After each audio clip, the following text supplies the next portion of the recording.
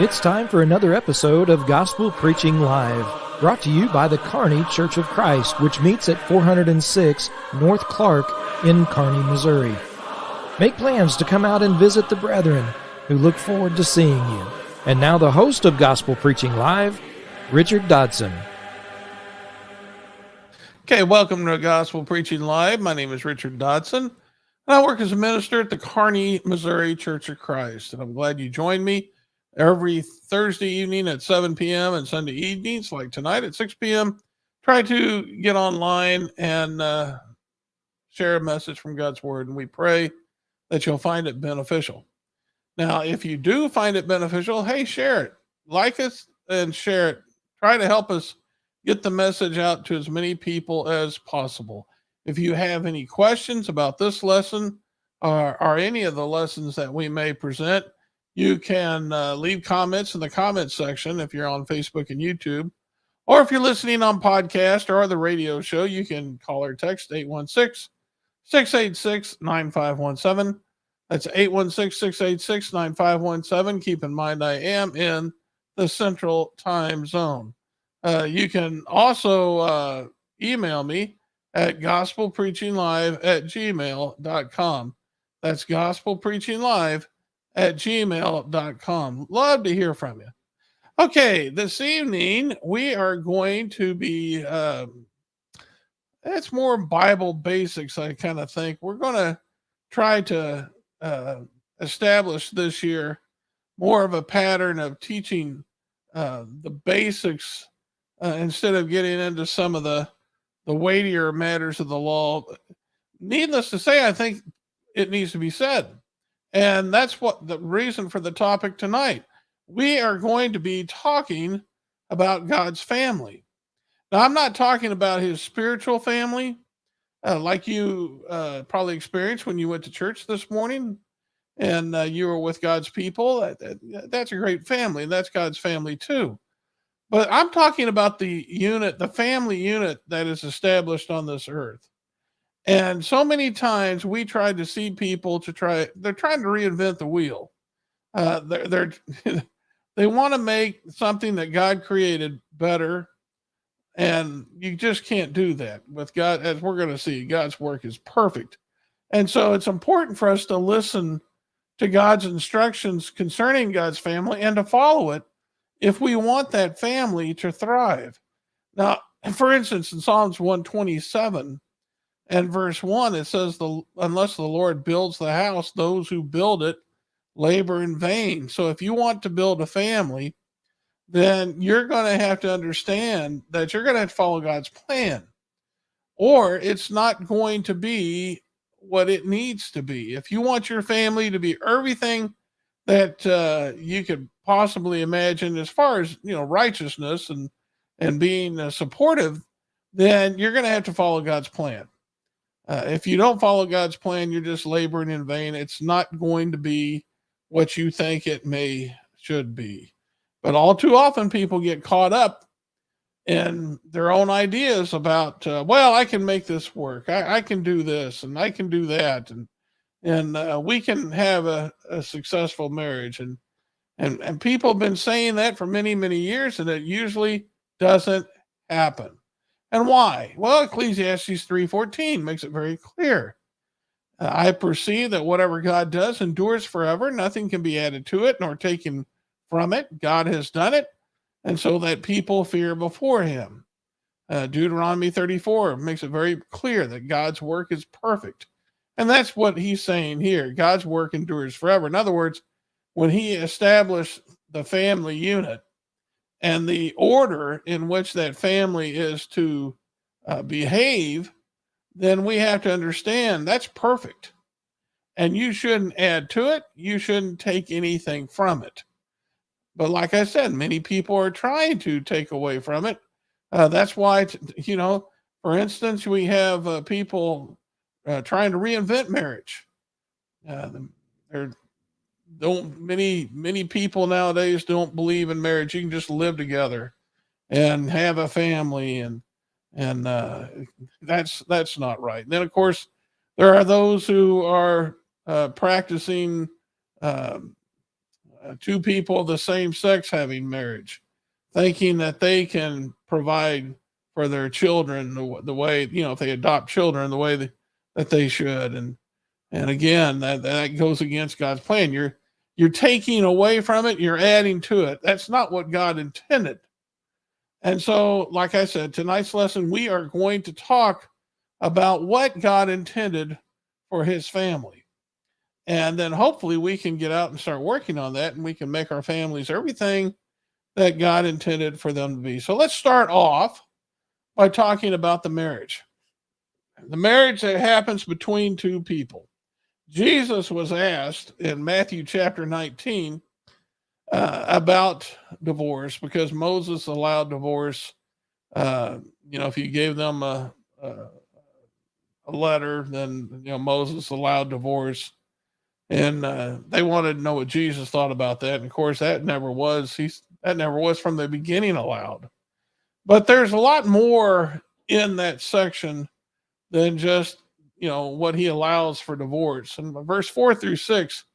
He says, have you not read that he who created them from the beginning made them male and female, and said, therefore, a man shall leave his father and mother and hold fast to his wife, and the two shall become one flesh. And they are no longer two, but one flesh. And what therefore God has joined together, let not man separate. Boy, I tell you, there's a mouthful right here. First of all, we got to notice something. Marriage is supposed to be between a male and a female. That was the way it was created. That's the way God created it. And marriage belongs to God. This is something that he ordains. And that's what he wants. He wants a male to be married with a female. Not two males, not two females, a male and a female. And that's quite clear what the scriptures are teaching. And he even goes on to talk about a male, leaving his father and mother. Again, father and mother, male, female, holding fast to his wife, there's female. And then the two shall be one flesh. There's another point in this passage I think we have to notice, is that God is the one who joins them together. Now, if this is God's decree that people are married, male and female, then do you think God's going to join two people of the same sex? I don't believe so. His word makes it very clear. God joins them together. Who? Two people, male, female. That's who God joins together. And once that happens, then man better not separate it without his authority, because man doesn't have the right to interfere into that relationship. God's joined them together. And who's God going to join together? Those people who meet his conditions. That's pretty plain cut. I don't know how we can get any, it's pretty obvious what the scriptures teach here. Now, in Genesis chapter 2 and verse 18, we're going to learn about the reason why we even have marriage. And there's various reasons, but there's two that's held in Genesis 2:18. First of all, the Lord, before he even created the woman, noticed Adam and said, it's not good that man should be alone. He said, I will make him a helper fit for him. And so right there, we can see that man needed a companion. And so then it's important then, if you're going to be married to someone, that again, you're not going to reinvent the wheel. You are to be his companion. You are to be her companion, meaning you are to be together. And you are also, the woman is to help him. I mean, you can't help him if you're apart. And I know that I've heard of people who live, a country apart from each other, and they consider themselves married. That's not marriage. That's not what they're supposed to be doing. They are not supposed to be alone. They are to be together. They are to be companions. And the scriptures make that very clear. You can't be a helper to someone if you're not around them. So when one's sick, the other one lifts them up, and the other's sick, the other mate lifts them up. I mean, that's part of it. And so companionship is a big part of marriage. Leaving also in verse 24 is something. When the man leaves and is joined to this woman, he is to hold fast or cling to her. Again, that goes to show that they are to be together. They are companions. And it says they shall become one flesh. They are working together in unison to try to get through the task that God has given them to do. But they are one flesh, and they are to cling to one another. They are companions to each other. Now, in this relationship, and it's important to notice, the woman is to be in subjection to the husband. And now, some women do not like that. They don't like that at all. Again, it goes what the scriptures teach. In the Garden of Eden, Eve is the one who led Adam into sin. That doesn't justify the man, but she was the one that took the lead. And in verse 16 of Genesis 3, he says, I will greatly increase your sorrow and your conception. In pain you shall bear sons, and your desire shall be toward your husband, and he shall rule over you. And so this was part of the punishment, it appears, that the Lord placed upon the woman, perhaps because she did lead man into sin, but now she is going to be following the man. And I put all these scriptures up on the screen. 1 Corinthians 7:4, 1 Corinthians 11:3, 1 Corinthians 14:34, Ephesians 5:22 and through 24, Colossians 3:18, 1 Timothy 2:11 through 14, Titus 2:5, 1 Peter 3:1 through 6. I quoted all those for the those who are listening to podcasts and the radio show. But the reason I list all these on the screen, these are passages that, again, that teach the woman, the wife, is to be in subjection to the male, the husband. And so that has to take place. That's not something that that can be overlooked. That's part of God's plan. This isn't a 50-50 where each one mutually leads. That's not what takes place. The man is the head of the woman. Now, in this relationship, they have to treat each other with kindness. And there are needs that each one has. Part of that is sexual. And in 1 Corinthians chapter 7, it deals with that. Let's look at verse 1 through 5. He says, concerning what you wrote to me, it is good for a man not to touch a woman, but because of the fornications, let each have his own wife, let each have her own husband, again, male and female. Let the husband give to the wife proper kindness, and likewise the wife also to the husband. The wife does not have authority over her own body, but the husband, and likewise also the husband does not have authority over his own body, but the wife.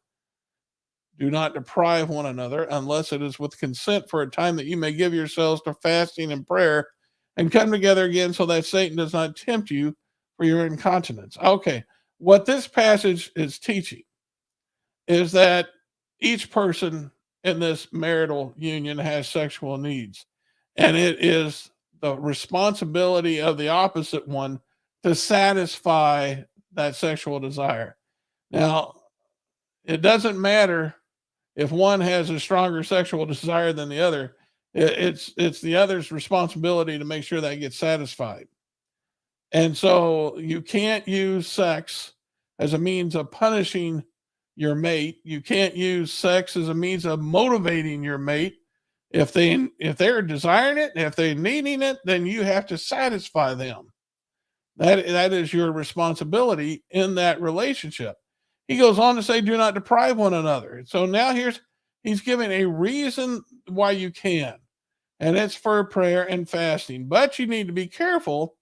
You need to come back together, before you're tempted.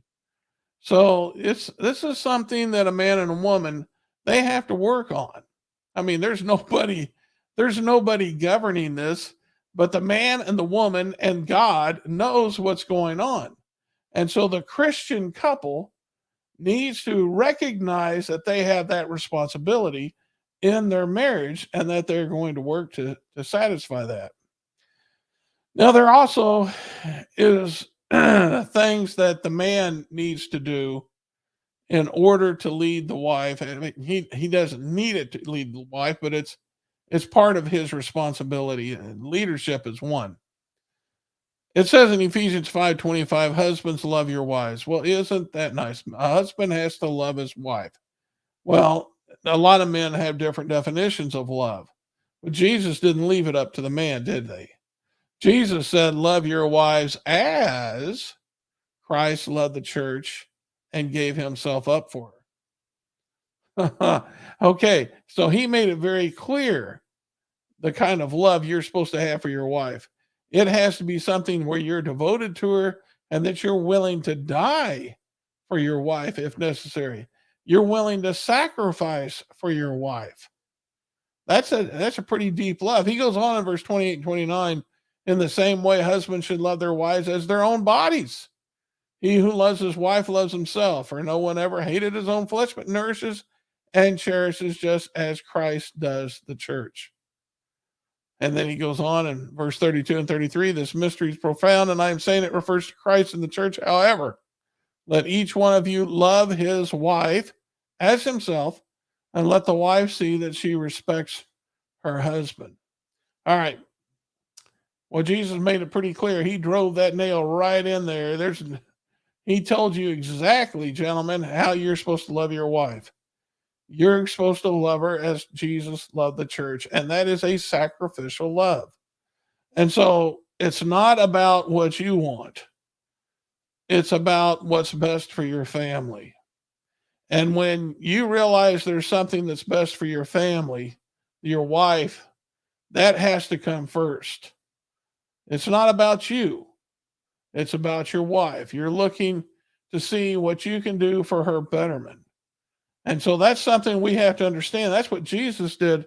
If that wasn't the case, why did Jesus hang on the cross? He did that for me and you. Why did he do that? Because he loved us so much. God, Jesus, John 3:16-17, God sent his son to die on the cross, and that shows his great love. And so we have to be willing to serve, even though they're the ones who are in subjection. We have to serve them. And that can be manifested in 1,000 different ways.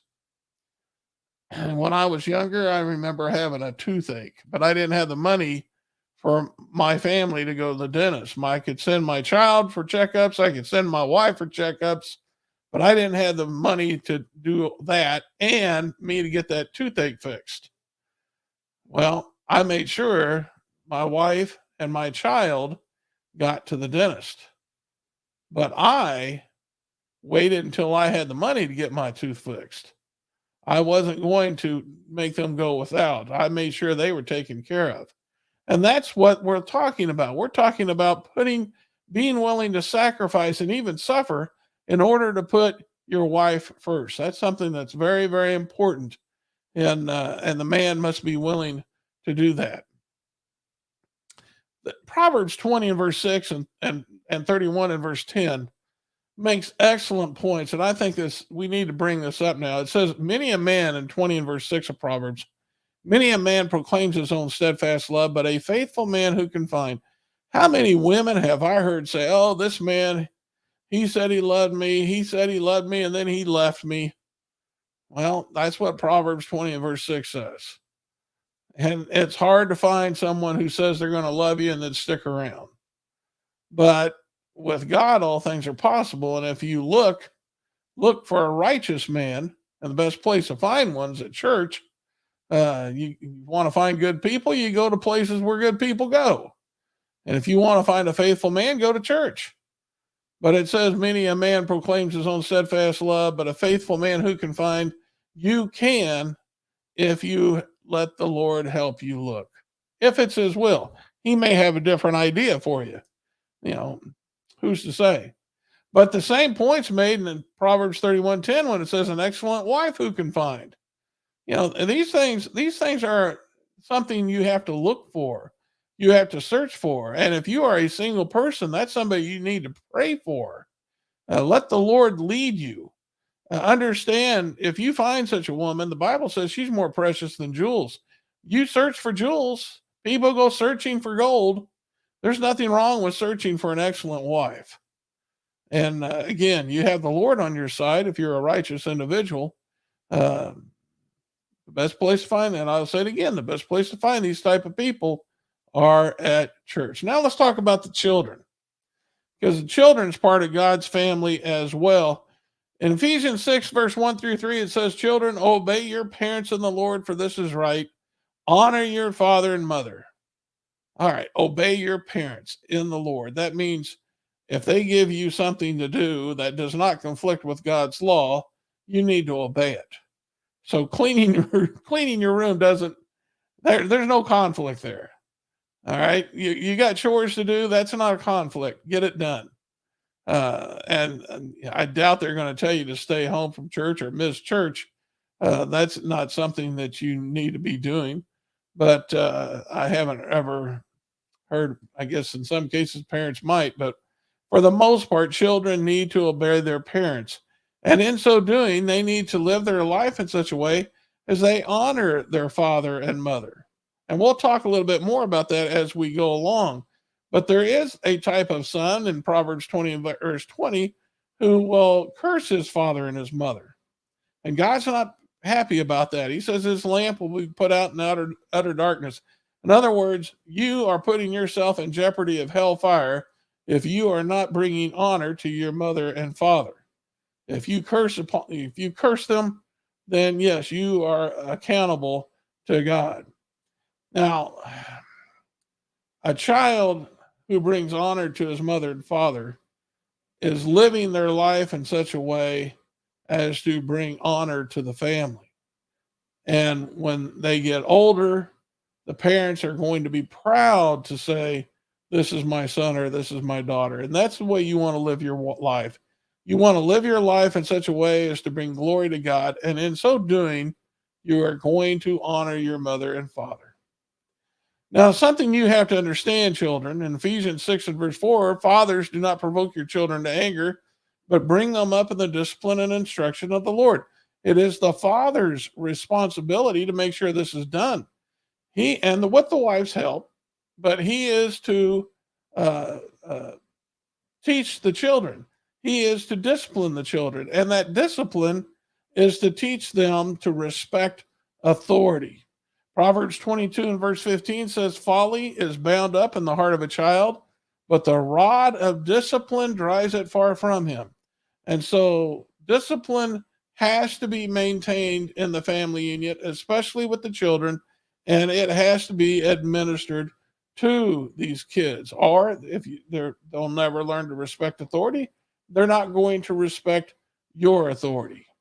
Now, Hebrews 12 and 11, if we're talking about discipline, and children, you need to know this. It says all discipline seems painful rather than pleasant. You understand that. I did too when I was growing up. I used to be on the bad end of a peach tree switch that my mother would inflict upon me. But I learned very well. I learned to respect her authority. And I learned to respect other people's authority. And that's what he goes on to say. Later, it yields the peaceful fruit of righteousness to those who've been trained by it. In other words, mother didn't do that without a reason. Mother and father, he whipped me too. The reason was to teach me right from wrong, teach me to respect authority. And I think that happened. It helps us even respect God's authority. Now, we have to understand that when a father does this, he's actually showing you he loves you. When I spanked my kids, I hated doing it. Didn't like it one bit. Had to force myself to do it because I recognize what the scriptures teach. And in Hebrews 12, that makes that very clear, that sometimes we have to administer tough love. In Hebrews 12, verse 6 and 9, it says, the Lord disciplines the one he loves. He's talking about the Lord disciplining the Christian. He chastises every son whom he receives. It is for discipline that you have to endure. God is treating you as sons. For what son is there whom his father does not discipline? If you are left without discipline in which all have participated, then you are illegitimate children and not sons. Besides this, we have earthly fathers who disciplined us, and we respected them. Shall we not much more be subject to the Father of spirits and live? That's what God does for us. He disciplines us so that we will respect him. And likewise, a father and mother have the responsibility to discipline the children. Now, those parents who administer discipline and who are training you, one of these days their job's going to end. But they still have a lot of advice that you have access to because they lived quite a long time before You. And so Proverbs 23, verse 22 says, listen to your father who gave you life, and do not despise your mother when she is old. In other words, you're going to have a responsibility toward her and your father. Most fathers die before their mothers, but you're going to have a responsibility toward your parents when they get old.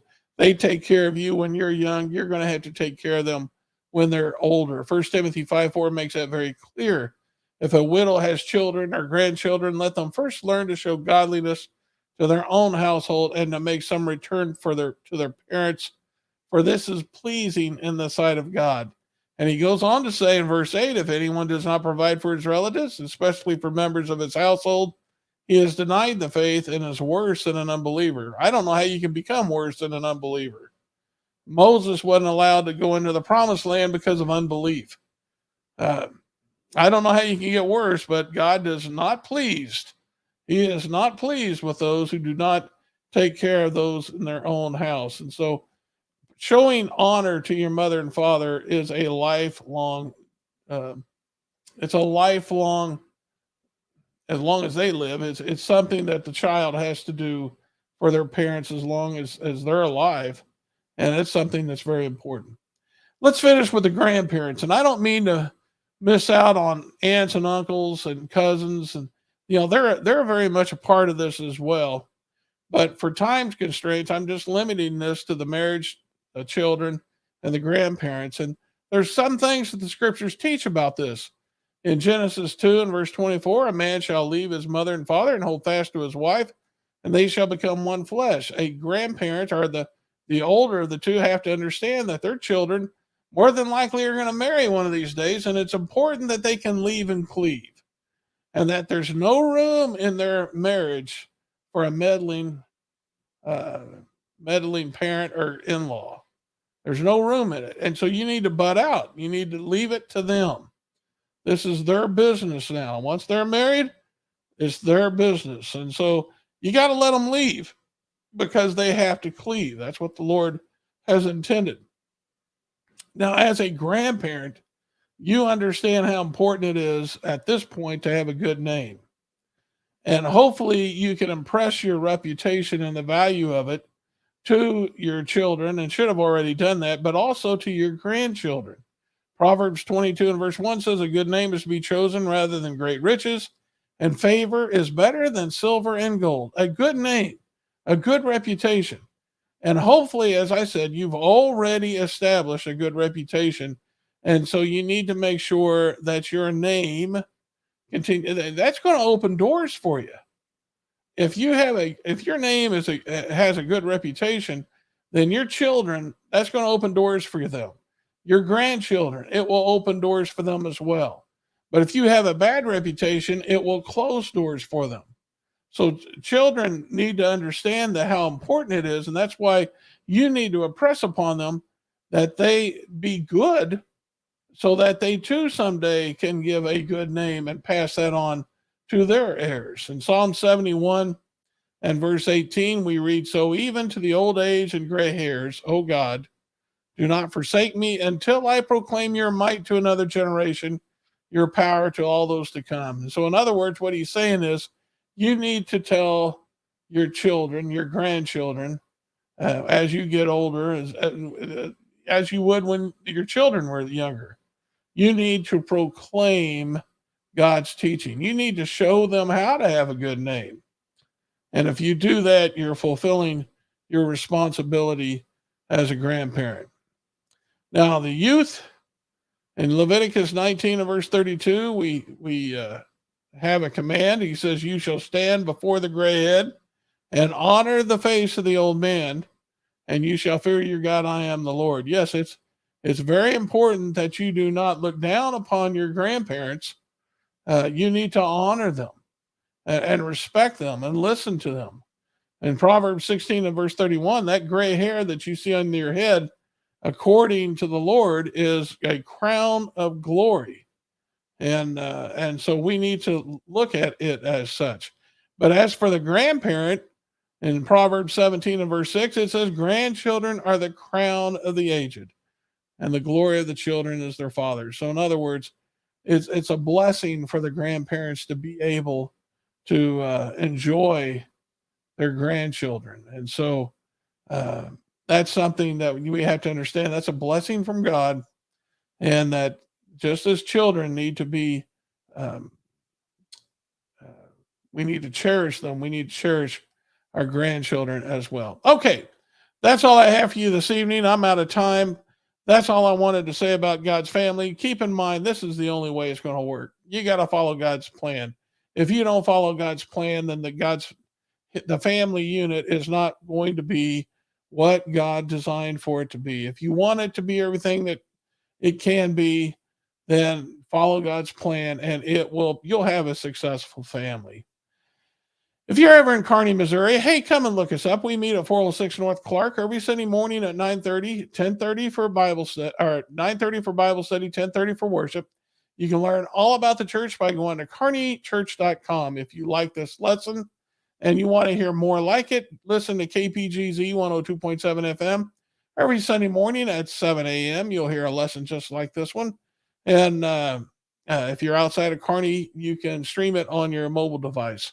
This lesson, as well as other lessons, are on Spotify and Google Podcasts, and invite you to download those and listen to other sermons. You can scroll down and find a sermon that you might want to listen to.